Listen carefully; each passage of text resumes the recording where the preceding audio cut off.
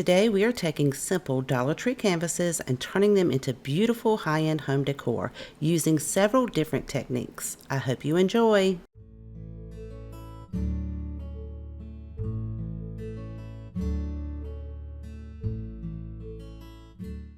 For this project, I wanted to create something functional that also looked really pretty hanging in a craft room or office. So I'm using an 8x10 canvas as well as this beautiful removable wallpaper from Dollar Tree.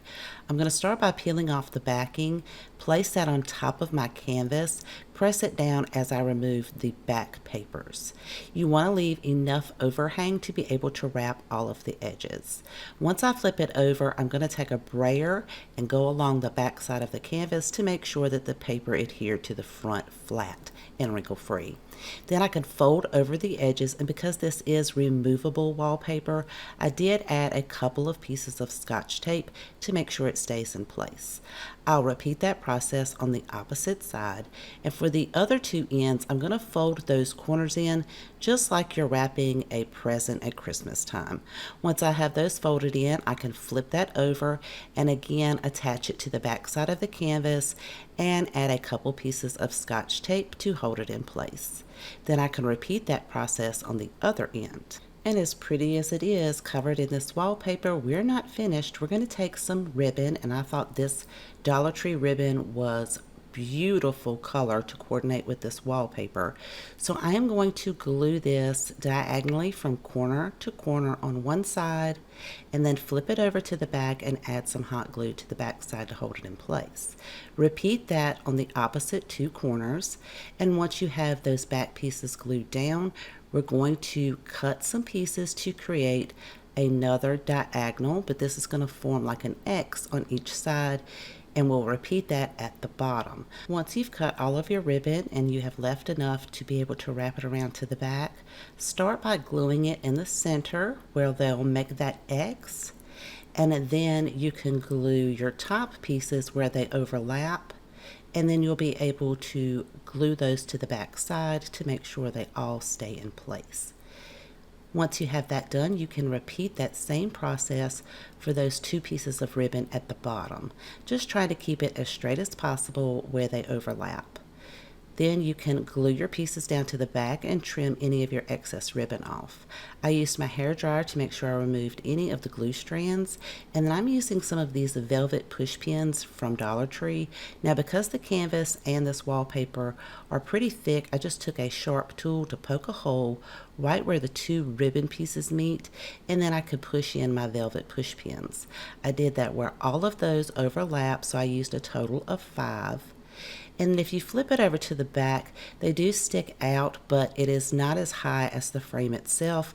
But if you are concerned about it scratching anything, you can always put a dot of glue on top of these push pins, and you'll still be able to slide in any of your memos through each of the ribbon pieces.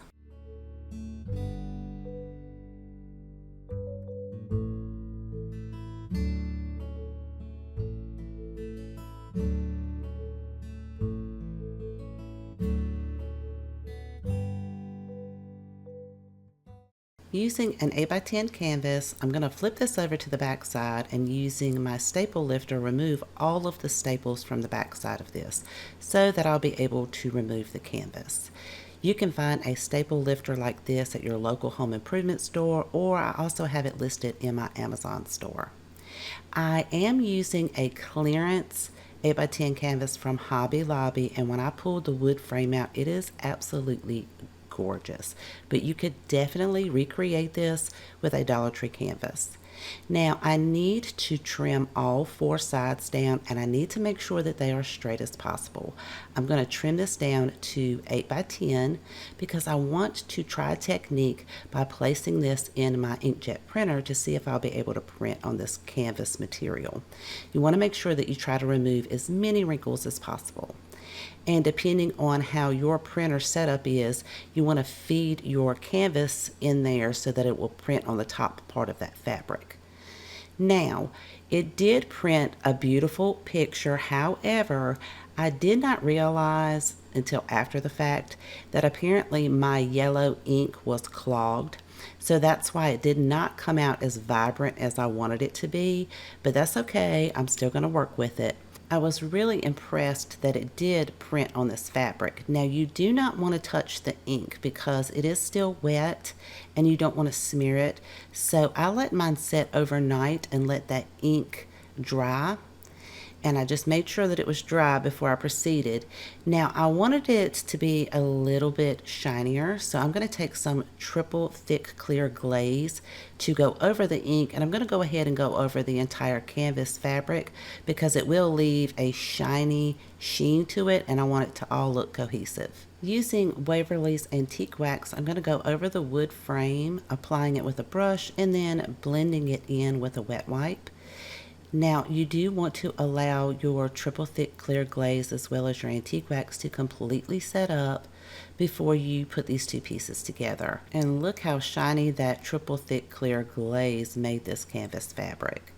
I am going to trace around the frame with a pencil so that I'll be able to cut the fabric down to size.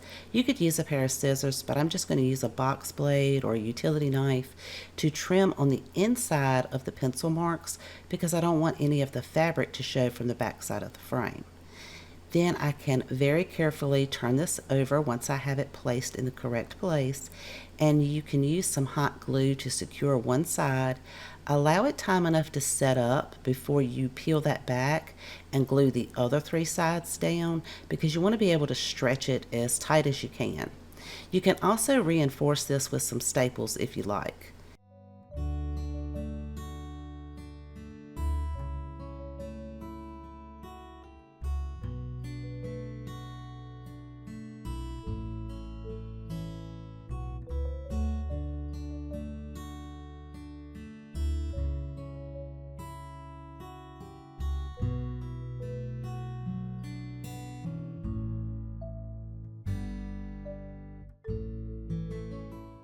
I'm using a 5x7 canvas board. You can get this in a pack of 2 from Dollar Tree. I'm going to paint mine with a chalk paint in the color moss. It's just an absolutely beautiful green, but you can paint yours whatever color you like. Once I have that completely painted, I will allow that time enough to dry, and then I am going to trace out a flower image. If you don't feel comfortable drawing or anything like that, you could always print something out and trace it onto your canvas board. I just chose something like a magnolia flower. Now we're going to set this to the side because we're going to be using joint compound. I am going to take maybe 2 scoops with this putty knife and put it in a plastic container that I keep in my craft room.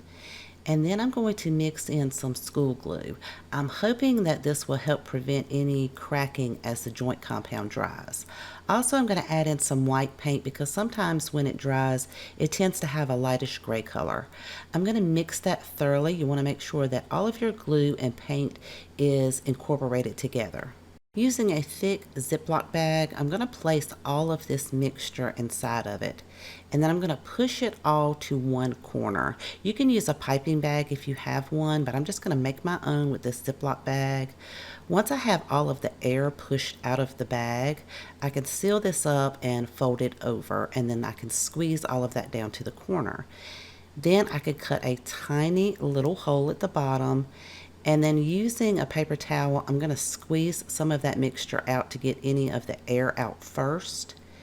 Then I can go over one of the lines that I have drawn and make a very thick line using this mixture. Then using a paintbrush, I'm going to pull from that line towards the center. So it's going to be thinner in the center than it is on the outside edge. You want it to kind of be thick on the outside edge. Once I have that filled in, I can take that bag and go over all of the lines that I drew, making those thick lines all on the outside edge. Then I can go back with my paintbrush and again pull that in from the outside, working inwards. If you have too much in one area, you can always pull that off, and if you need to add a little more, you can.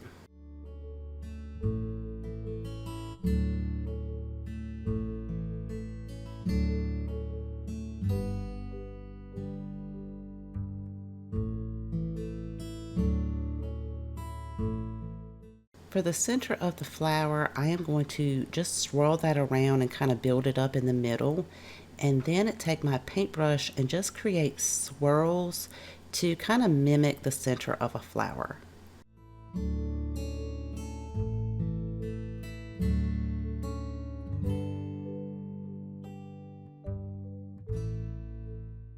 Once you're done making all of your final touches, you'll want to allow this to dry completely overnight.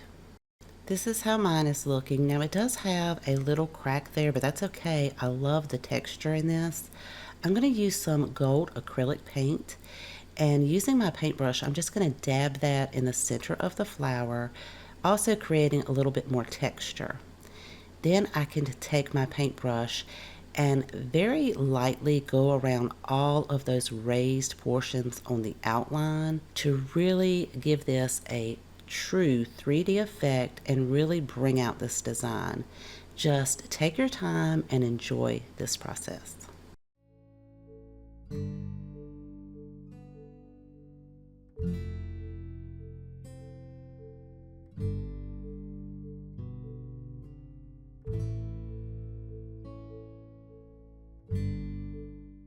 On some of the outside corners, I did fill those in to really make those pop.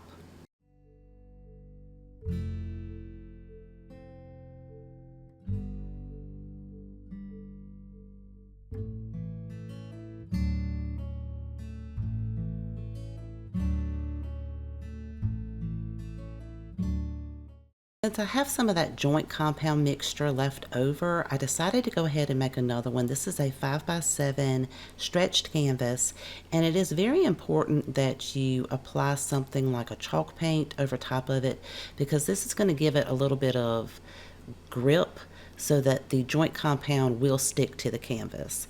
So I am just going over mine with a white chalk paint, and I'm going to allow that to completely dry.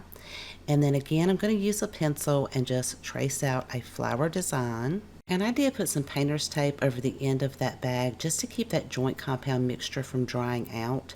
Now I'm going to go ahead and fill in the center of my flower with this white joint compound mixture.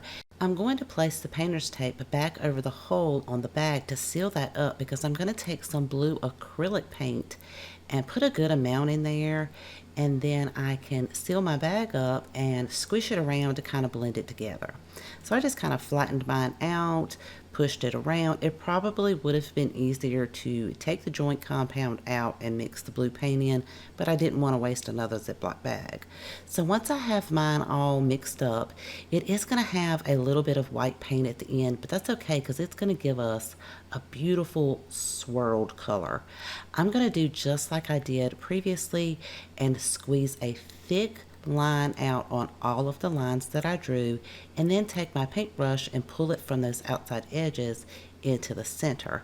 Again, if you have more in one area than you need, you can always kind of pull that out and wipe it on your paper towel. You can also push up from the center and create additional lines and petals if you don't like the way yours is kind of looking at the moment. So I kind of did that in a couple of different areas, and when I finally got it the way I really wanted it to look, I just created some swirls right in the center and allowed that to dry overnight. And the color only lightened up just a little bit. Now I have some gingham ribbon from Dollar Tree that I think is going to match perfectly with this, and I'm going to create a border along the bottom, attaching it using some hot glue. I also have this wood word cutout. I believe this came from Dollar Tree a couple of years ago. I'm going to go over that with some antique wax, blend it in, and once that is completely dry, I can add some hot glue to the back side and glue this right to the top of the canvas.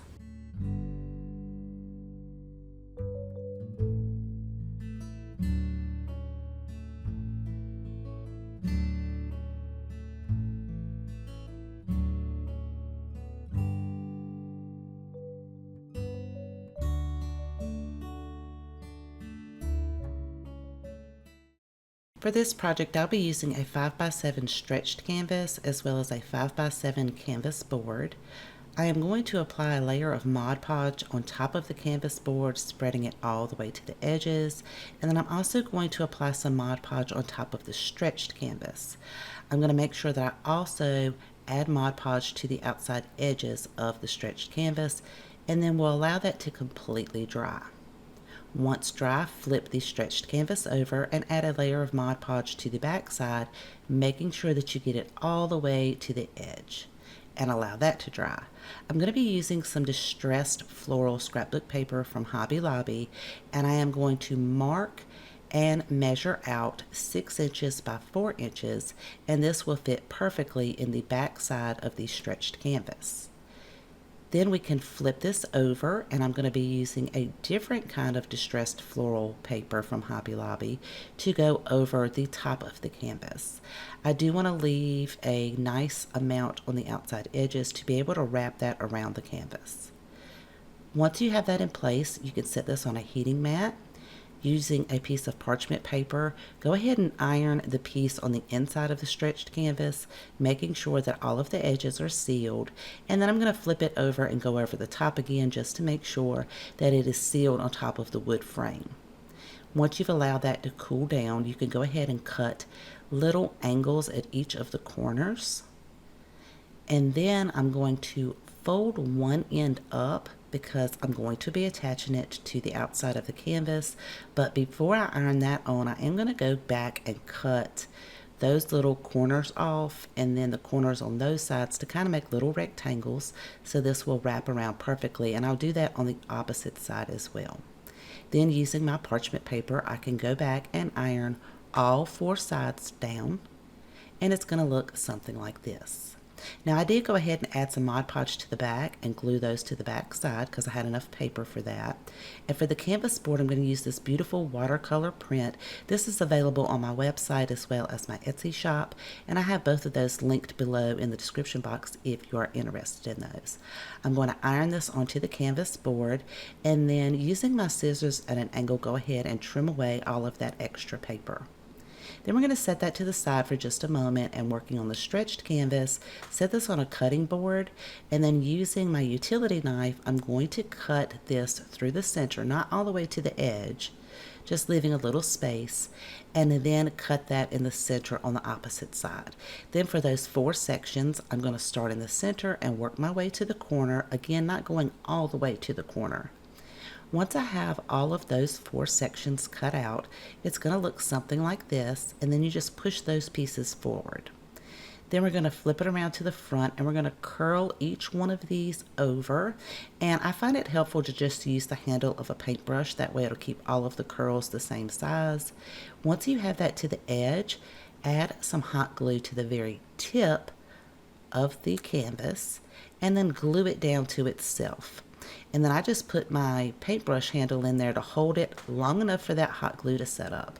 You'll continue to do that for each one of those sections, curling them over to the outside edge. Now you could cut yours in a different pattern and make different curls, but this is how mine's looking. Once I have those last 2 in place and I allow that glue to completely cool, it's going to look like this. On the back side of the stretched canvas, add a generous amount of hot glue to all 4 of those edges, and then align your canvas board up to the back, and now you have a beautiful busted canvas.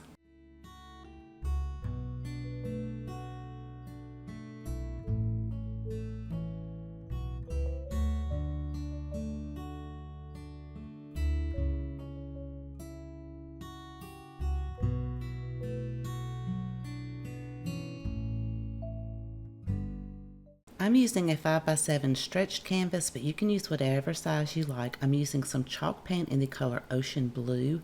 I'm going to start off by painting all of the outside edges and then add 1 coat to the entire top. While that's still wet, I'm going to take some lighter color blue, this is called Surfboard, and add a little bit at the top and kind of blend that in with the same paintbrush, just kind of lightening up the top part of that. Then I'm going to take my brush and start pouncing it up and down to add a little bit more texture and also kind of blend this in where the 2 paint colors meet. I'm going to do that all along the very top where I added that lighter color. And once I have that done, I'm going to take a little bit more of that surfboard blue to kind of add a little bit more highlights at the top. You can kind of play around with this, just get it to wherever you like. I'm kind of going for a sky look. Then I wiped most of the paint off of my paintbrush that had the surfboard on it, went back with that ocean blue and made those pouncing motions all along the bottom so all of the texture would look the same. Adding in a little bit of white acrylic paint, I'm going to dab that at the top to kind of lighten more areas up. Again, you can add as much or as little as you like until you have it looking exactly the way you want it to look. Let that completely dry. And I'm also going to be using some of these butterfly paper stickers from Dollar Tree. Once it's dry, it kind of looks like this. I think it's absolutely gorgeous. I am going to hot glue these butterflies on top of the canvas, kind of starting at the bottom right corner and working my way up to the top left corner, adding a little bit more at the bottom until it kind of goes a little bit less at the top. Then once I have all of those in place and the glue is set up, I'll go back and fold each of the wings up to give it a nice 3D effect.